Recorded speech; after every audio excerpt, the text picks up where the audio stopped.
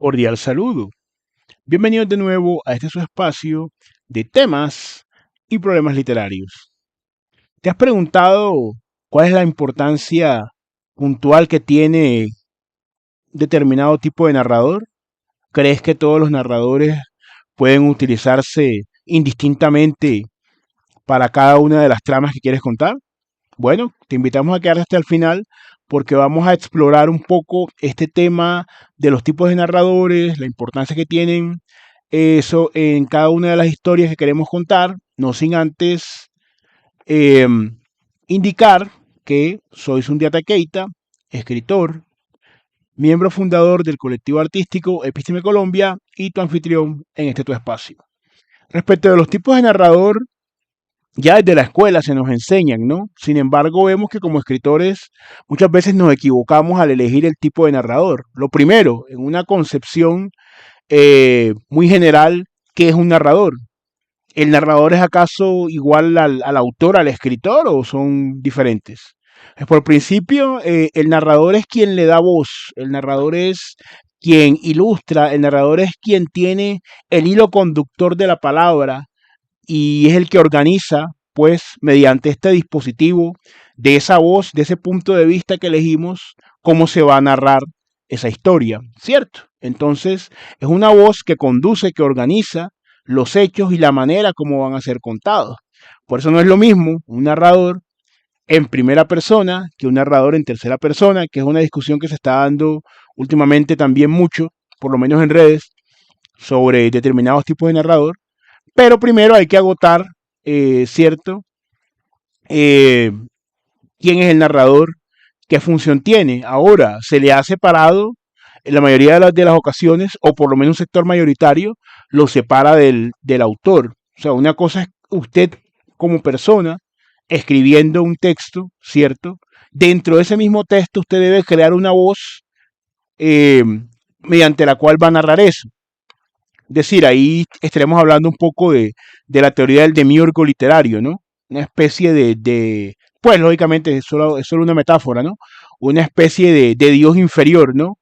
Que crea el mundo de la novela subordinado, por supuesto, en esta misma línea, a el escritor como tal, a la persona que escribe, pero se hace una separación. No todos están de acuerdo. Algunos consideran que esa voz realmente o esa ficción que se utiliza, muchas veces esa frontera no es tan nítida y que se puede filtrar mucho de la personalidad del autor. Pero nosotros consideramos que a nivel formal y como recurso técnico, evidentemente se crea una voz y que esa disociación existe, por lo menos en determinados grados, es decir, esa voz que yo creo para narrar.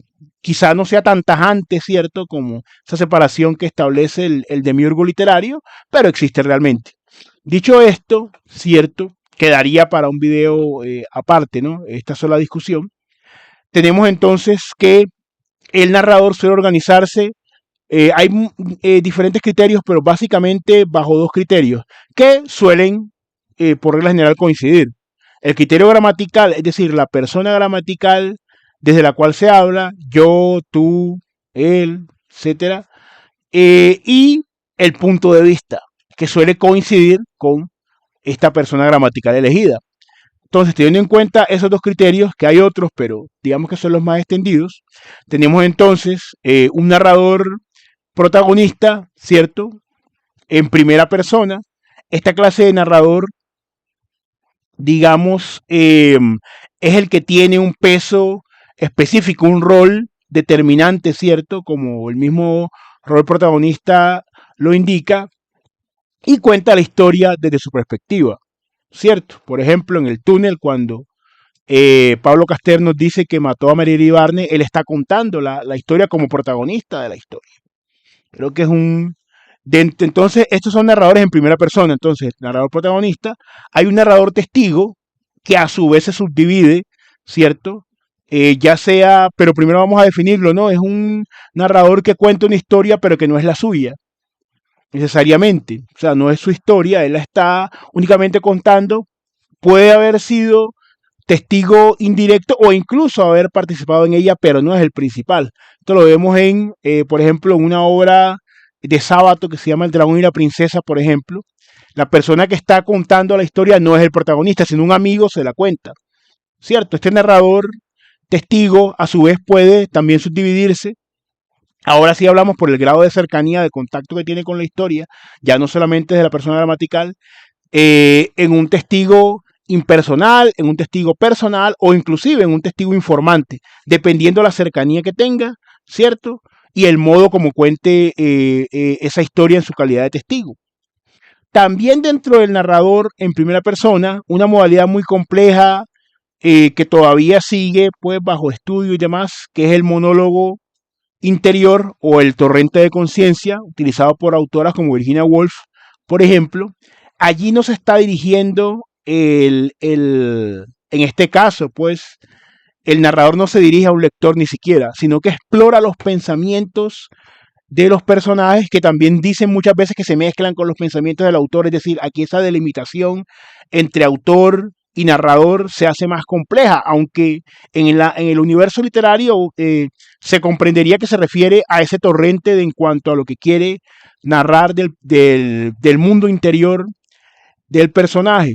De todas maneras, también se podrían filtrar en ese tipo de técnica, por decirlo así, y sobre todo que no se está haciendo hacia un lector explícito, filtrar cuestiones del escritor como tal, del autor. El narrador en segunda persona es el menos común, el menos usado. Se dirige a un tú, ¿cierto? O parte de un tú, perdón, se dirige a, digamos, a un ustedes. Muchas veces eso corresponde al mismo lector. Es como si le hablara directamente a ese lector, rompiendo un poco la cuarta pared. Tenemos también, ahora también muy usado, el narrador en tercera persona, ¿cierto? Es un narrador que puede ser o un narrador omnisciente, es un narrador que conoce, el omnisciente conoce todo de los personajes, sus pensamientos, sus sentimientos, lo que van a hacer, lo que hicieron. Es un narrador que tiene una visión panorámica y completa de los personajes. Y el narrador equisciente que se concentra en particular en uno solo de los personajes. Por ejemplo, lo que pasa en la Metamorfosis de Franz Kafka, que todo se concentra en el universo de Gregor Samsa y no se explora mucho ni a la hermana, ni a la mamá, ni al papá. Ahora bien, teniendo en cuenta esta brevísima descripción que se ha hecho de los tipos de narrador, encontramos entonces que cada una de esas historias requiere un tipo de narrador distinto. ¿Por qué? Porque el impacto no va a ser el mismo, ¿cierto? Por ejemplo, si en determinadas novelas que conocemos, por ejemplo, si Don Quijote de la Mancha se hubiese narrado, ¿cierto? Desde una perspectiva, por decirlo así, un narrador protagonista, ¿cierto? Eh, digamos, el mismo Quijote, pues habría sido completamente diferente. Esa clase de perspectiva. Es decir, pues si lo hubiera narrado, por decirlo así, el Quijote de la Mancha como tal. ¿Cierto? Que de hecho, en una de muchas de las interpretaciones que se han hecho, algunos de hecho afirman como tal, cierto, que ese recurso que Cervantes usa también, que no habría como una gran diferencia, pero bueno, eso ya es otra discusión. Nos vamos como esa novela, como digámoslo así, que es un referente. De todas formas, ustedes también pueden, cierto, indicar que de hecho, qué tanto habría, pese a la forma narrativa que se escoge, cierto, en esta novela, por decirlo así, fundacional de la literatura, eh, realmente cuánto habría, cierto, de omnisciente y cuánto habría de protagonista como tal.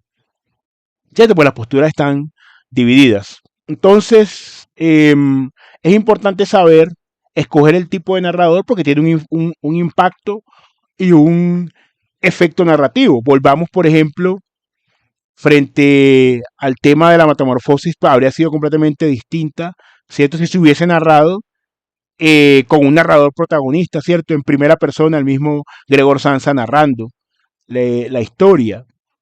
Como hay también, por ejemplo, otras novelas, ¿cierto? Donde también el narrador protagonista, si se hubiese cambiado, por ejemplo, Pedro Páramo, cuánto hubiera cambiado si hubiéramos cambiado o si Rulfo hubiera cambiado el tipo de narrador.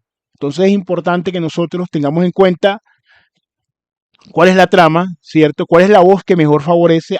También debemos decir que hay narradores múltiples, es decir, en una misma novela, por ejemplo, pueden usarse distintos tipos de narrador. Usted puede comenzar narrando como un narrador omnisciente, puede hacer un corte, incluir entonces a uno de los personajes que hable, ¿cierto? En primera persona, puede dividirlo. Eso puede hacerle ganar o perder, dependiendo de la pericia que tenga, para lograr hacer eso. Pero tengamos en cuenta entonces que no todos los narradores sirven para lo mismo.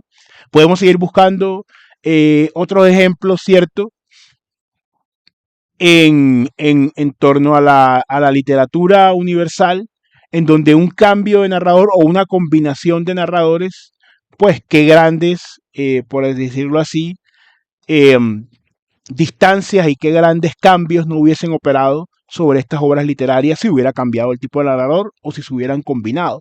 La idea es hacer ese ejercicio, comenzar a narrar, por ejemplo, nuestros propios textos, comenzar a narrarlos y ver desde el principio, porque eso se siente, se nota mucho, ¿cierto? Cuando la elección del narrador no fue la correcta, porque muchas veces eh, quedan cuestiones, por ejemplo, cabos sueltos, que si hubiese sido un narrador omnisciente, se habría sabido todo, pero a veces sobra, ¿cierto? Muchas veces esa información y le quita, por decirlo así, el atractivo o el misterio a ciertas limitaciones que se impone o que impone el autor a su propio personaje al usar, digamos, una forma en la cual, por ejemplo, si es un narrador en primera persona, pero solamente es un testigo, hay muchas cosas, muchas intimidades, muchos misterios que van a quedar allí y puede ser bueno para esa novela y para los propósitos del autor. Entonces tengamos en cuenta que hay unas categorías objetivas de narrador que los podemos combinar, que los podemos estudiar, que podemos ir viendo, ¿cierto? ¿Cuál es la que más conviene? Pero por favor déjanos en comentarios, ¿cierto?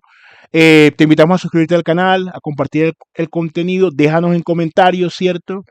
¿Qué variantes harías tú como escritor si tuvieras que reescribir ciertas historias, ¿cierto? ¿Qué tipo de narrador elegirías? ¿Cómo eliges tu tipo de narrador? ¿Cuál piensas que es la importancia de elegirlo bien?